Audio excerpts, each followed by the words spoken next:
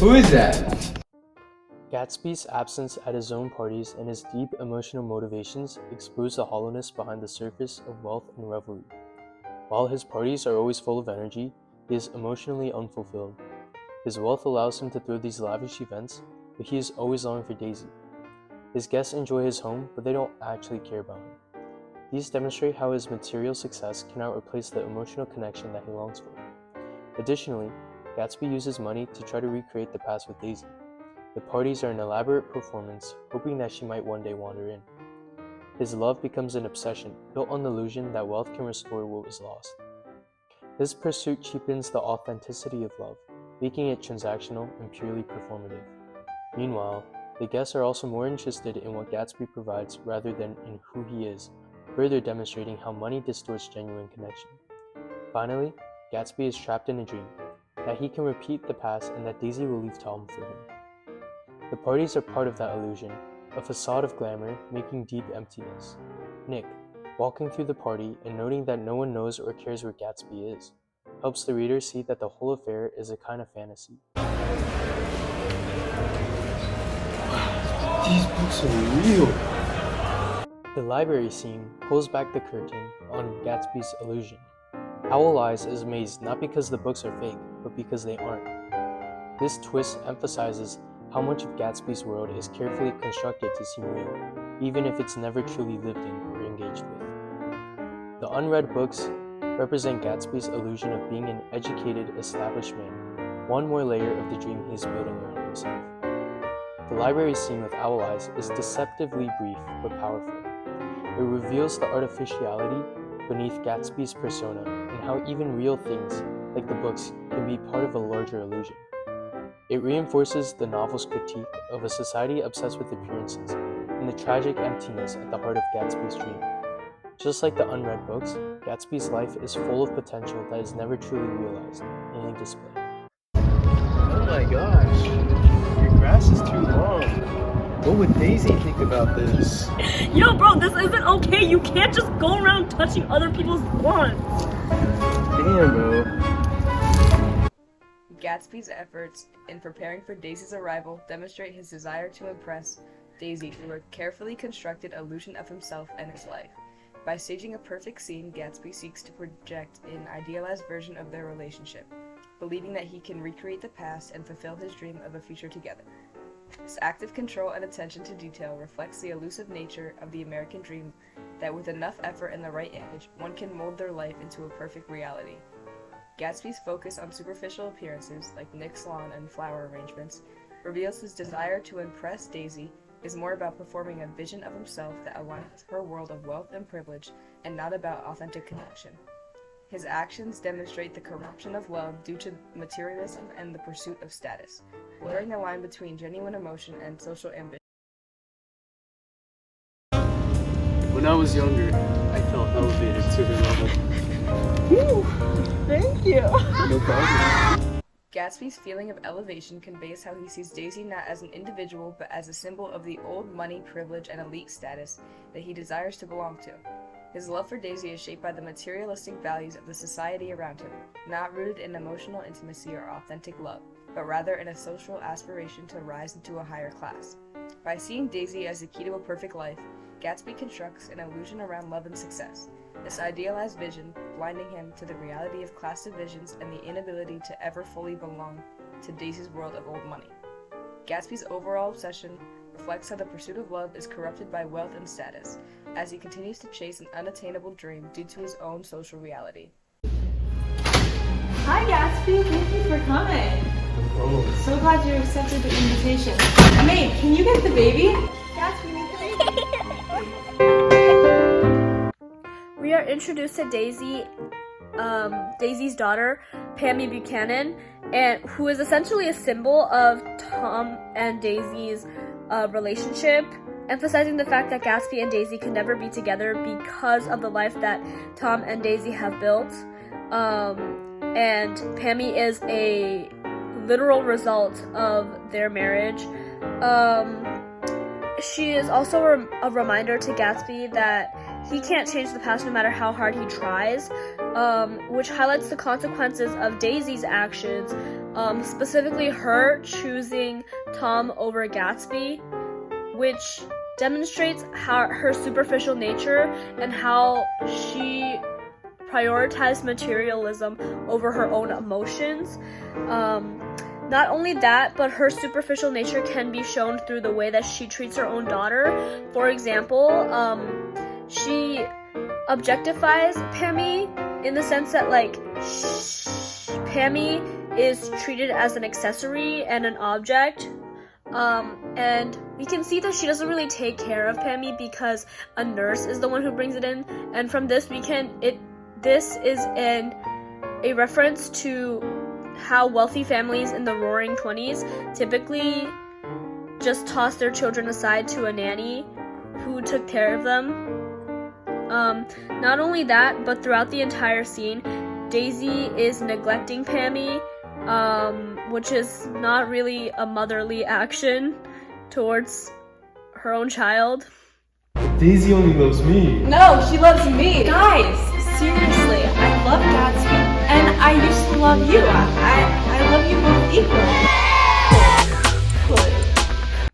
In this scene, Daisy claims that she loves both Tom and Gatsby, which shows how her idea of love has been corrupted by the consumerist ideals of the Roaring 20s. Love has become twisted into a materialistic concept that can be spent and shared.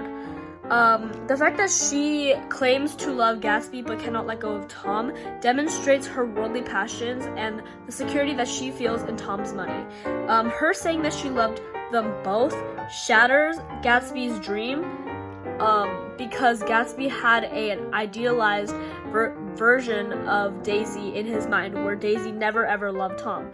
However, Daisy saying that she loved them both makes Gatsby realize that his romanticized version is false. Not only that, but the implications of her struggling to choose between Tom and Gatsby also represents the struggle between old money and new money. However, this also shows the superficiality of Daisy because it represents her inability to let go of social expectations. Because it is clear in the book that old money and new money had very different mannerisms, and Daisy is a woman of old money. Therefore, her being unable to change shows how she values comfort over morality. Hence, she wants them both, but she can't. I'm so sorry, Jay. I can't even think straight right now. It's alright, it's gonna be fine. A few moments later. Tom!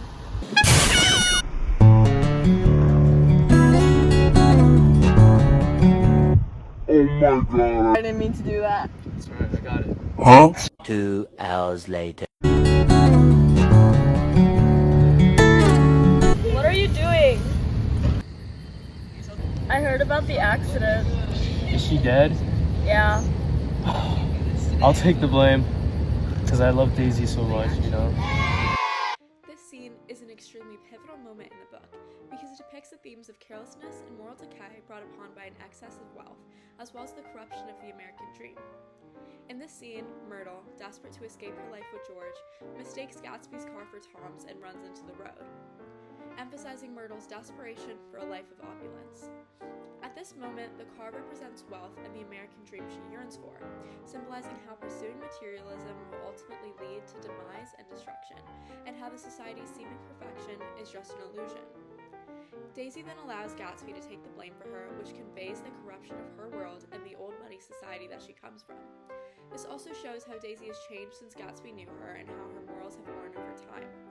Gatsby devotes himself to protecting an idealized version of Daisy, completely blind to her selfishness, accentuating the destructive power of dreams built on false narratives. It was good. How was yours? It was good.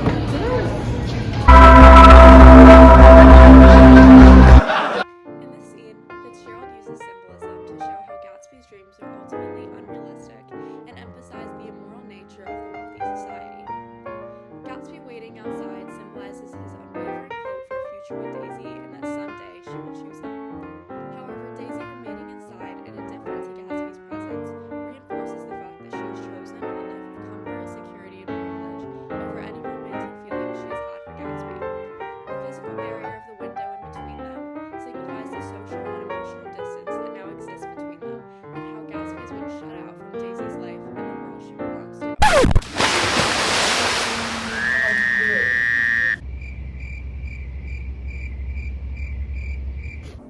Gatsby constantly lived his life in illusion, and his funeral is a powerful example of that. Though he hosted parties attended by hundreds, not a single guest, not even Daisy, attended his funeral. This is because they were attracted to his wealth and what he had to offer, but not Gatsby himself. This moment reinforces the novel's central theme that money cannot buy genuine human connection or happiness.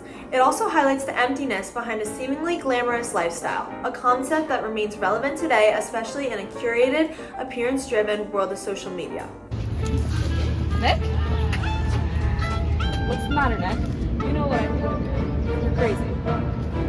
What did you say to Wilson that afternoon? I told him the truth. That guy had it coming. He threw dust into your eyes just like he did into Daisy's. They were careless people, Tom and Daisy. They smashed up things and creatures and then retreated back into their money and their vast carelessness, or whatever it was that kept them together, and let other people clean up the mess they had made. This interaction exemplifies Daisy and Tom's obsession with wealth and carelessness. Daisy never truly loved Gatsby for who he was, only for the wealth he had. This becomes clear when Gatsby dies and she runs off with Tom, choosing the comfort and security of Tom's money. She allows Tom to frame Gatsby in the murder of Myrtle, all to protect herself.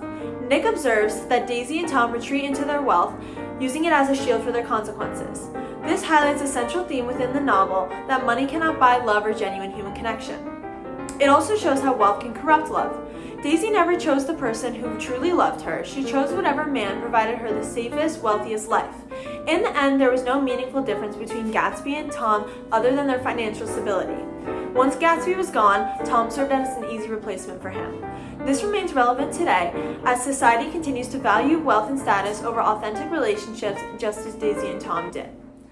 A major critique of The Great Gatsby is its ambiguity, and even Fitzgerald himself has admitted that no one has fully captured the novel's meaning. In a world that craves clear answers, this has frustrated some readers. However, film adaptations have helped make the novel's themes more accessible. The novel's exploration of the American dream and love remains relevant. Today, society is fixated on wealth, often prioritizing high salaries and financially advantageous relationships over passion and authenticity. As wages shrink in fields such as art and education, money increasingly has blinded our ambitions. Gatsby underscores that wealth cannot buy happiness or true connection. Social media often portrays the rich as happy and fulfilled, curating illusions of a perfect life. Gatsby had wealth, status, and grand parties, yet he died alone, showing how empty his riches truly were. His life was built on illusion, and in death, no one truly cared. The novel deserves its place in the literary canon for its timeless criticism of materialism, the illusion of the upper class, and the disconnect between money and happiness. The Great Gatsby's themes remain relevant today as the rising economy contrasts with declining happiness. The novel serves as a timeless warning against materialism and continues to matter as a powerful example of how money affects human connection. This novel deserves its place in the literary canon because of its critiques on materialism, the illusion of the upper class, and the disconnect between money and happiness. The Great Gatsby's themes remain relevant today as the rising economy contrasts with declining happiness. The novel serves as a timeless warning against materialism and continues to matter as a powerful example of how money affects human connection.